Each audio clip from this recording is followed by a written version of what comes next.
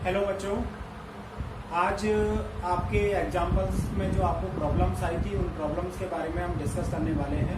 तो कुछ बच्चों ने मुझे प्रॉब्लम्स के जो नंबर थे उन्होंने बताए थे, मैं उनको एक एक करके डिस्कस करते हैं यहाँ पर। तो सबसे पहले एग्जाम्पल नंबर 3 आया था, जिसमें ये बताया गया है कि 250 ग्राम पानी में आपको आवेश की मात्रा निकालनी है कि कितने धनावेश और ऋणावेश होते हैं। एग्जाम्पल नंबर 3, तो आपको दे रखा है पानी का मात्रा दे रखी है,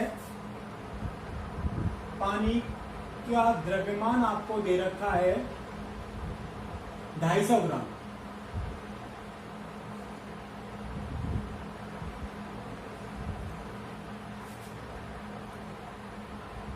ग्राम द्रव्यमान दे रखा है और आपको इसमें निकालने हैं धनावेश और ऋणावेशों की संख्या।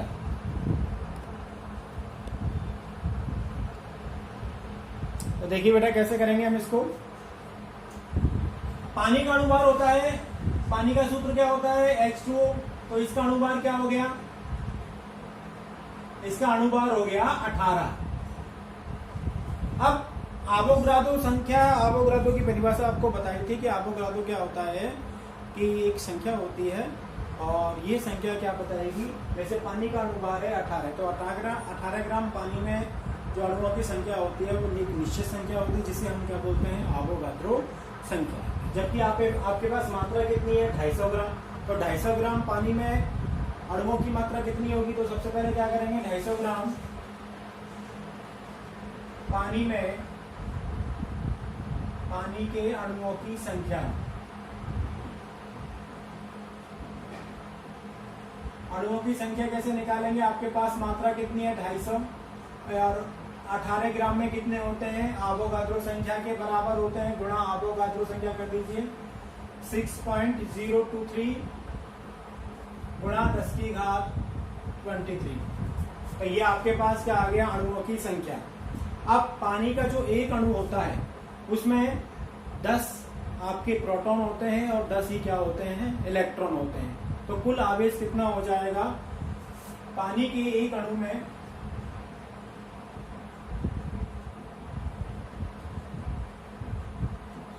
10 प्रोटॉन तथा 10 इलेक्ट्रॉन होते हैं।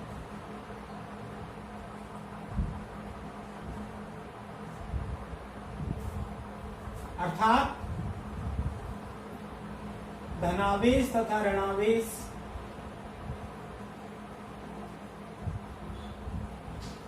समान मात्रा में होते हैं।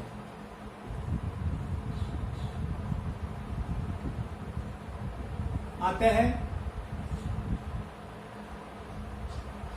धनावेश की संख्या निकालनी है अपने पास। धनावेश कितनी होगी, आपको पता है कि एक अणु में 10 इलेक्ट्रॉन और 10 प्रोटॉन है। 10 प्रोटॉन धनावेश हो गए, 10 आपके इलेक्ट्रॉन ऋणावेश हो गए। आपके पास कुल अणु कितने हैं, n बराबर 250/18 गुणा 6.023 गुणा 10⁻23। तो एक अणु में जब 10 है तो इतने अणुओं में कितने होंगे, तो हमें क्या निकालनी है, n बराबर आपके पास क्या निकलेगा, संख्या कितनी है आपके पास 10 गुणा कैपिटल N, 10 इंटू n का मान कितना आ गया 250/18 इंटू 6.023 गुणा 10⁻23।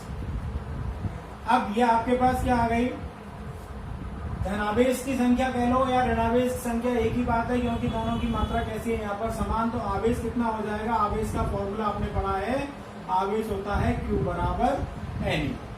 तो यहाँ पर आपके पास Q बराबर N का मान पता है और एक और एक 2 जीरो बढ़ जाएंगी, तो आपके पास क्या आ जाएगा, चल लिख देता हूं मैं यहाँ पर 250/18 इंटू 6.023 गुणा 10⁻23 इंटू 10। ई का मान कितना होता है 1.6 गुणा 10⁻−19। तो कैलकुलेट करोगे तो देखिए माइनस के तो 19 ये है 10 की घात में, और 10⁻23, एक 24 और एक 25।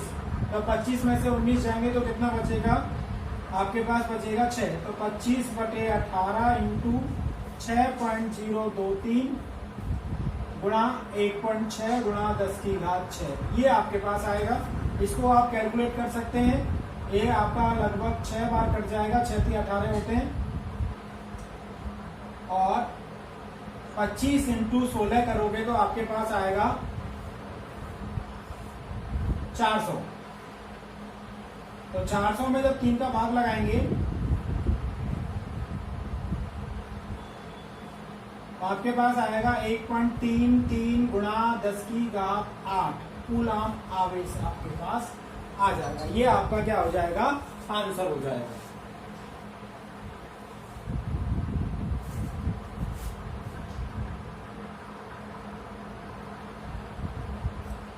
ये भी 25 में से 19 दे दो 6, ठीक है, ये आपके पास आंसर हो गया। अब अगली जो प्रॉब्लम्स आई थी वो एग्जाम्पल नंबर आया था आपका 11। तो 11 क्या कह रहा है उसको देखिए, सुनिए ध्यान से।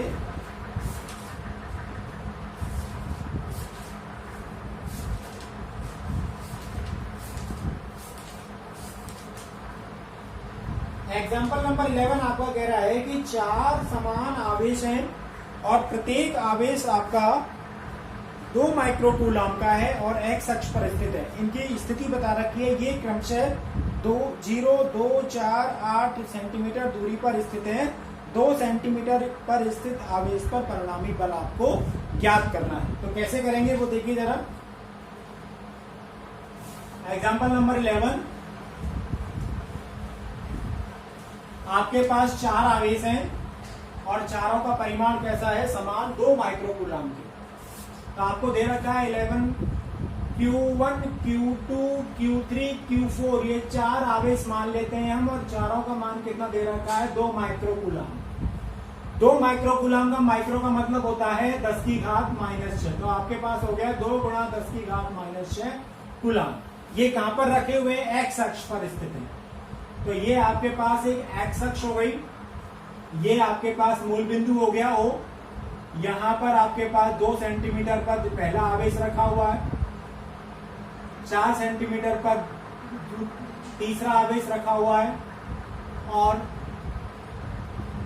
8 सेंटीमीटर पर आपका चौथा आवेश रखा हुआ है। तो यहां पर आपके पास Q1, ये Q2, ये आपके पास Q3 और ये आपके पास है Q4।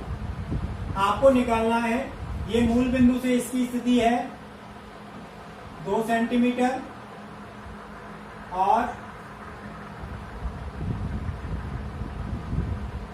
यहां से इसकी स्थिति है 4 सेंटीमीटर, और ये हो गई आपकी 8 सेंटीमीटर।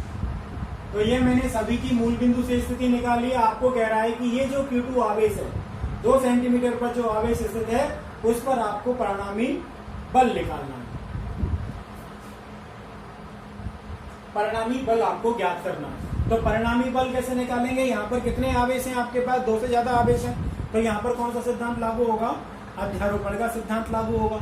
इस Q2 आवेश पर बाकी की जो 3 आवेश है, Q1 Q3 और Q4, ये क्या करेंगे, बल लगाएंगे।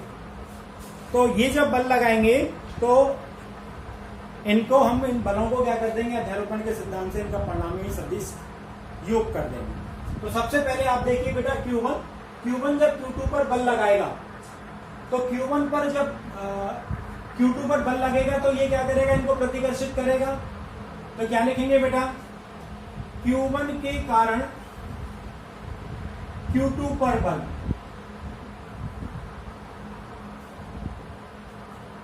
Q1 के कारण Q2 पर जो बल लगेगा वो कितना होगा, उसको डिनोट कर लेते हैं F1 वेक्टर से।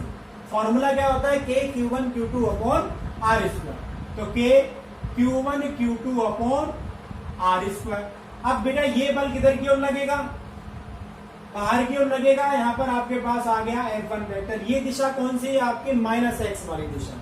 तो इसको सदिश रूप में कैसे लिखेंगे, यहाँ पर आपके पास आ जाएगा माइनस का I।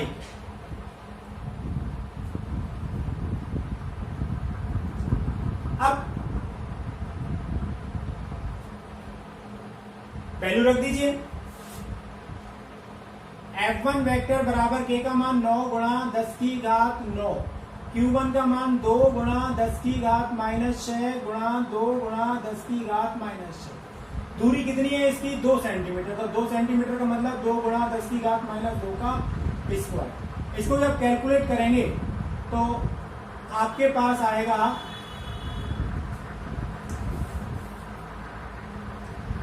माइनस के 4 हैं, ये ऊपर जाएंगे तो प्लस के हो गए, प्लस के 9 और 4 13 और माइनस के 12, तो प्लस का बचा 1, आपके पास आ गया 90 आई कैप आ गया माइनस। इसके बाद दूसरा निकालेंगे Q3 के कारण Q2 पर बल। ये सारे बल प्रतिकर्षण के होंगे, तो Q3 जब बल लगाएगा तो ये क्या होगा? ये प्रतिकर्षित होगा। सॉरी, दिशाएं गलत लिखती हैं। Q1 जब Q2 पर बल लगाएगा तो ये प्रतिकर्षित होगा। यहां पर आपके पास F1 ये प्लस का आएगा, और Q3 जब इसको प्रतिकर्षित करेगा तो ये किधर की तरफ जाएगा? बाहर की तरफ। ये आपके पास आ गया F2, और ऐसे ही ये Q4 जब इसको प्रतिकर्षित करेगा तो ये आपके पास आ जाएगा F3।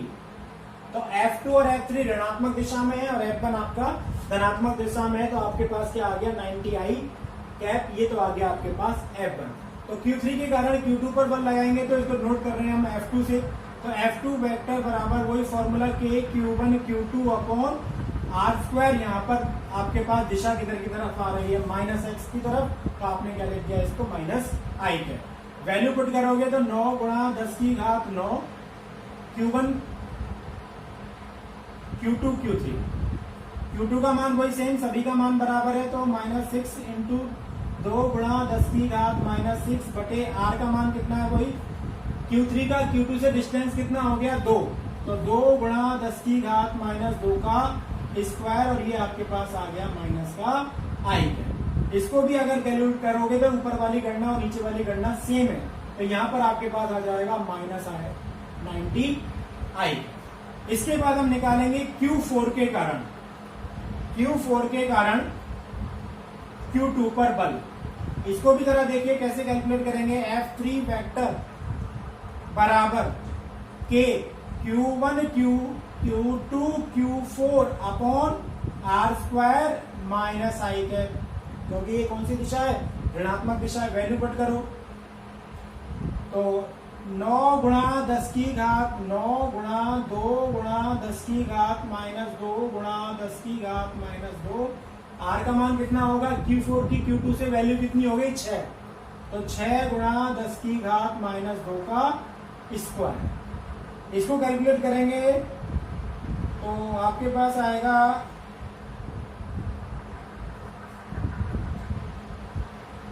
माइनस के 10 आई के। आपको क्या करना है? परिणामी बल निकालना है। तो परिणामी बल क्या होगा? परिणामी बल आपको क्या करेंगे? सभी को जोड़ देना है। F वेक्टर बराबर F1 vector plus F2 vector plus F3 vector. Add करो, प्लस के 90 आई कैप माइनस का 90 आई कैप प्लस का माइनस का 10 आई कैप, तो आपके पास आ जाएगा माइनस का 10 आई कैप। ये आपके पास क्या हो गया? आंसर हो गया। मात्रक लगाना चाहते हो तो मात्रक इसका क्या हो जाएगा? न्यूटन। तो ये आपके पास 11वां क्वेश्चन हो गया, जो आपने मुझे प्रॉब्लम व्हाट्सएप ग्रुप पर सेंड की थी। इसके बाद आपका नेक्स्ट प्रॉब्लम है वो है एग्जाम्पल नंबर 12। एग्जाम्पल नंबर 12 भी क्या कह रहा है कि एक आपके पास वर्ग है और उस वर्ग के चारों कोनों पर 4 समान आवेश रखे हुए हैं जिनका मान कितना है? Q, और उस वर्ग की जो भुजा है वो है A। आपको उस वर्ग के प्रत्येक आवेश पर कुल परिणामी बल आपको ज्ञात करना है। ये क्वेश्चन नंबर आपका 12 है। उसको देखिए बेटा कैसे करेंगे।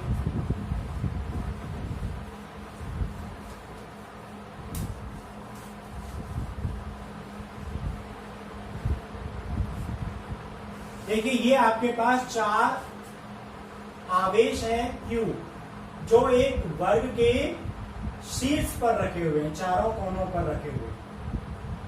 तो ये A, ये B, ये आपके पास C और ये आपके पास हो गया D। इस वर्ग की भुजा कितनी है आपके पास, a है, और चारों पर आवेश की मात्रा कितनी है, समान। ये कितना हो गया, मान लेते हैं बेटा इस पर q है, इस पर q है, यहाँ q है और इधर भी q है।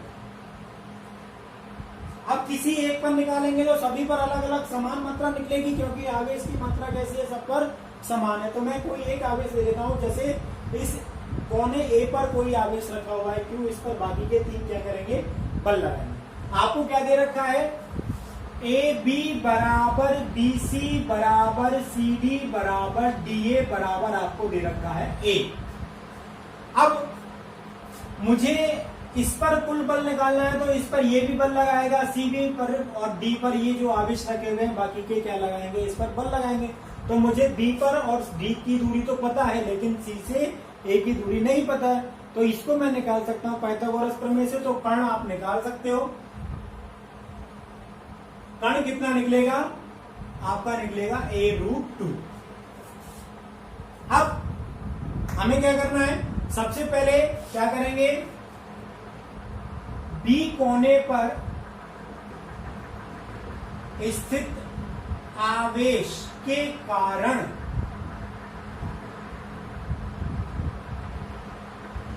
ए कोने पर बल,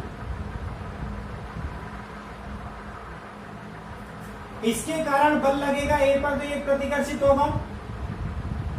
तो इसको नाम देते हैं एफ, किसके लग रहा है, ए पर, कौन लगा रहा है, बी लगा, एफ ए। इसी प्रकार सी वाला बल लगाएगा तो ये प्रतिकर्षित होगा, इसको नाम देते हैं एफ ए सी। इसी प्रकार डी पर जो है रखा हुआ है आवेश को बल लगाएगा, तो ये इधर की तरफ आएगा एफ ए डी। आपको पता है ये कितने डिग्री का कोण है, 45 डिग्री का कोण है। तो सबसे पहले बी कोने पर स्थित आवेश के कारण ए कोने पर बल कितना निकलेगा, डिनोट किससे कर रहे हो आप, वेक्टर एफ ए बी बराबर कितना होगा, फॉर्मूला वही है सेम, के Q1 Q2, Q1 Q2 सबके मान समान है, लिख दो चाहे यहां पर Q1 बराबर Q2 बराबर Q3 बराबर Q4 बराबर Q। तो K Q स्क्वायर अपॉन दूरी कितनी है बेटा, यहाँ पर दूरी है a, तो a स्क्वायर, दिशा किधर की तरफ निकल रही है, तो यहां पर लिख देंगे बेटा किधर की ओर है, बी ए दिशा में। तो ये मैंने आपको ब्रैकेट में लिख दिया। इसी प्रकार सी कोने पर स्थित आवेश के कारण ए कोने पर बल कितना होगा, डिनोट किससे कर रहे हैं हम, सी के कारण डिनोट कर रहे हैं हम उसको, वेक्टर एफ ए सी बराबर फॉर्मूला क्या होगा, के क्यू स्क्वायर अपॉन दूरी का वर्ग, दूरी कितनी है a√2, तो a√2 का स्क्वायर करेंगे तो कितना आएगा 2a स्क्वायर। दिशा किधर की तरफ आ रही है, सी ए दिशा में।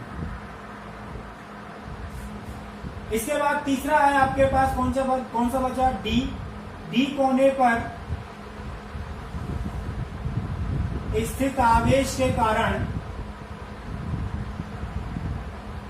ए कोने पर बल, इसको डिनोट किया है मैंने एफ ए डी से, तो एफ ए डी वेक्टर बराबर के क्यू स्क्वायर अपॉन दूरी का वर्ग, दिशा किधर की तरफ आ रही है, डी ए दिशा में। तो कुल परिणामी बल निकालना है, तो कोने ए पर कुल परिणामी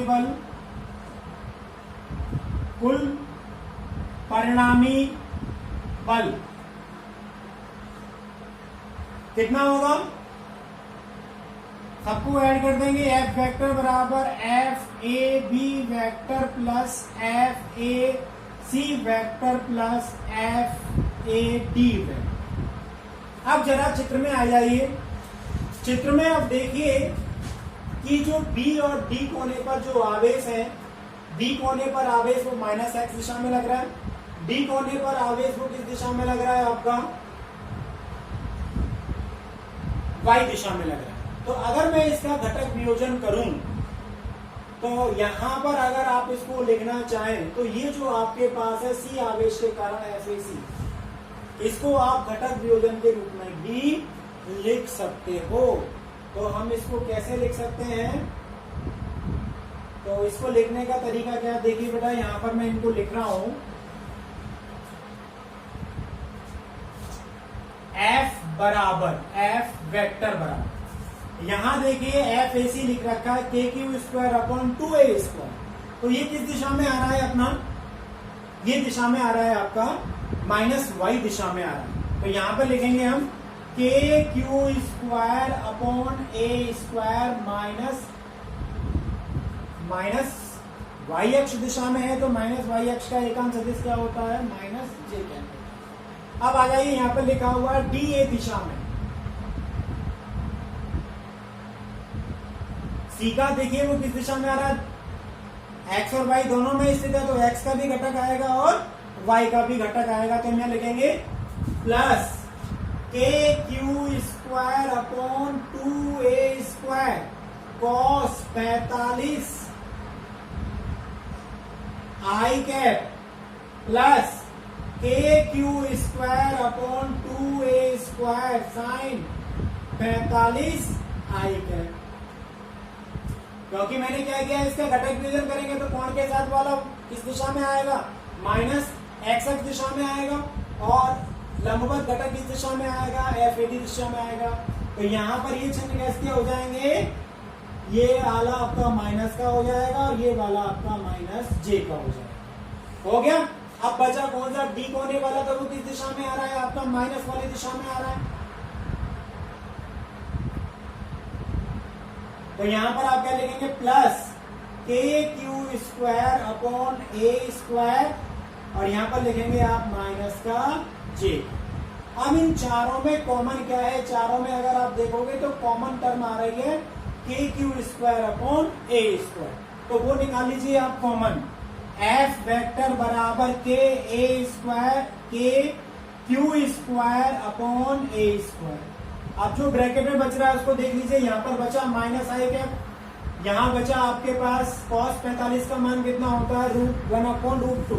तो ये हो गया आपके पास -1/2√2 i कैप। इधर आपके पास आ जाएगा -1/2√2 j कैप, और यहाँ आपके पास आ जाएगा माइनस का j। इसको जब आपको क्या करना है, कैलकुलेट करना है, तो कैलकुलेट करने के लिए आप इसको ऊपर कर देता हूं मैं यहां,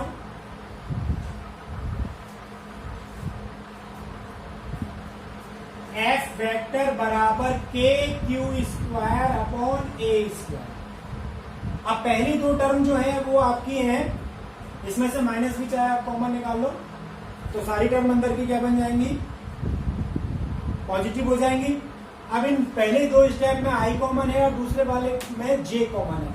तो यहाँ आपके पास आ जाएगा, एलसीएम लोगे तो 2√2 आपके पास क्या आएगा, एलसीएम आएगा, और ऊपर आ जाएगा आपके पास 2√2 + 1 i प्लस सेम इसमें आएगा टर्म 2√2 + 1/2√2 j। अब इन दोनों में भी कॉमन आ रहा है, वो कॉमन आप बाहर निकाल सकते हो। तो F वेक्टर बराबर -KQ²/A², 2√2 + 1/2√2, और ब्रैकेट में आ गया i + j। तो ये तो हो गया इसका सदिश रूपांतर। अगर आप इसका क्या निकालना चाहते हैं, परिमाण निकालना चाह रहे हैं, तो परिमाण कैसे निकालेंगे, इनका वर्ग करके क्या करेंगे, अंडररूट लेना है।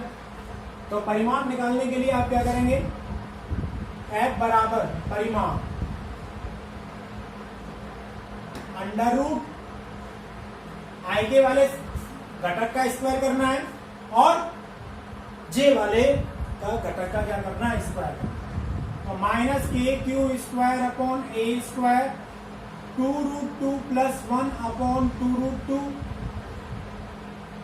का whole square, plus same term लिखोगे -KQ²/A², 2√2 प्लस 1 अपॉन 2√2 का होल स्क्वायर। ये कॉमन टर्म है, ये बाहर आ जाएगी, आपके पास आ जाएगा के क्यू स्क्वायर अपॉन ए स्क्वायर 2√2 प्लस 1 अपॉन 2√2। ये तो बाहर आ गई, अंदर बचेगा 1 प्लस 1। ये कितना हो गया √2। तो के क्यू स्क्वायर अपॉन ए स्क्वायर 2√2 प्लस 1 अपॉन 2√2 इंटू √2 से √2 क्या हो गया आपका कैंसिल, और फाइनल आपके पास आंसर आया के Q square into 2√2 plus 1 upon 2। ये आपके पास आंसर आ गया। इसको चेक कर लेते हैं एक बार, यही आपका आंसर दे रहा है। तो ये तो हो गया आपका एग्जांपल नंबर 3। इसको आप दूसरी तरीके से भी कर सकते हैं। दूसरी तरीके से कैसे करेंगे, आप डायरेक्ट क्या लिख सकते हो, इसका परिमाण लिख सकते हो। तो परिमाण में हमको क्या करना होगा, इसके जो घटक लिखे हैं उनको घटकों को ही क्या करना पड़ेगा, हमको जोड़ना पड़ेगा। तो ये तो हो गया आपका एग्जांपल नंबर 12। इसके बाद आपका एग्जांपल नंबर 13 है। वो 13वां सवाल आपका क्या कह रहा है कि आपके पास 4 माइक्रोकूलम के अनंत आवेश है और ये एक्स अक्ष पर क्रमशः 1 centimetre, 1 metre, 2 metre, 4 metre, 8 metre दूरी पर रखे हुए। कितने हैं आपके पास, अनंत आवेश, और प्रत्येक आवेश की मात्रा कितनी है, 4 माइक्रोकूलम की मात्रा है। तो देखिए इसको कैसे करेंगे।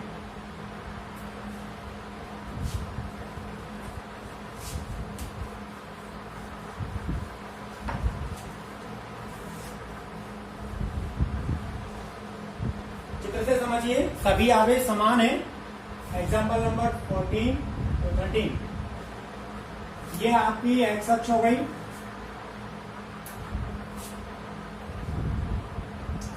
और यह मूल बिंदु हो गया। पहला आवेश 1 मीटर दूरी पर रखा हुआ मूल बिंदु,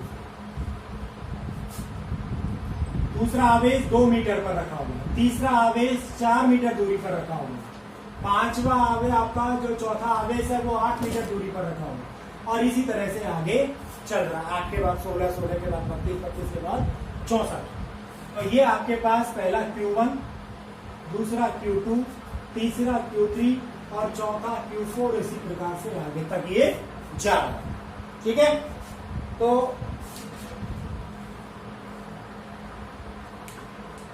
आपको बताना है कि इन आवेशों के कारण मूल बिंदु पर एक आवेश रखा हुआ है जिसकी मात्रा कितनी है, 1 कूलम।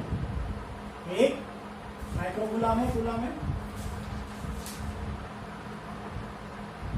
1 कूलम।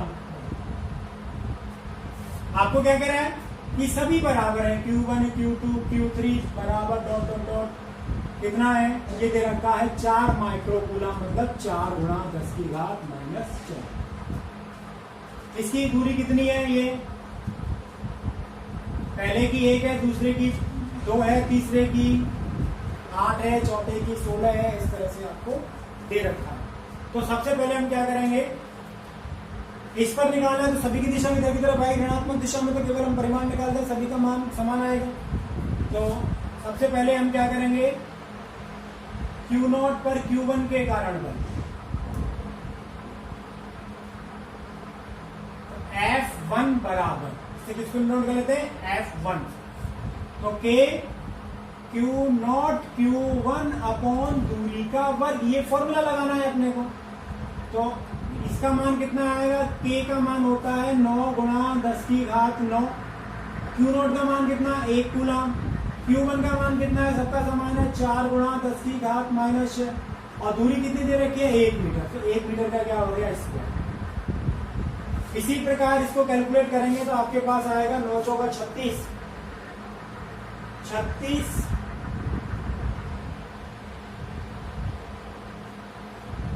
चाहे आप इसको ऐसे ही रहने दीजिए। दूसरा निकालना है आपको Q0 पर Q2 के कारण पर। F2 बराबर formula K Q0 Q2 upon दूरी का वर्ग। ये आएगा 9 गुणा 10 की घात 9 गुणा 1 गुणा Q2 का मान है 4 गुणा 10 की घात -6। दूरी हो गई बेटा 2। इसी प्रकार तीसरा निकालेंगे K Q0, देखना चाहते हो तो लिख दो, Q0 पर Q3 के कारण बल F3 बराबर K Q0 Q3 upon R3 square. 9 गुणा 10 की घात 9 गुणा 1 गुणा 4 गुणा 10 की घात -6 बटे 4 का स्क्वायर।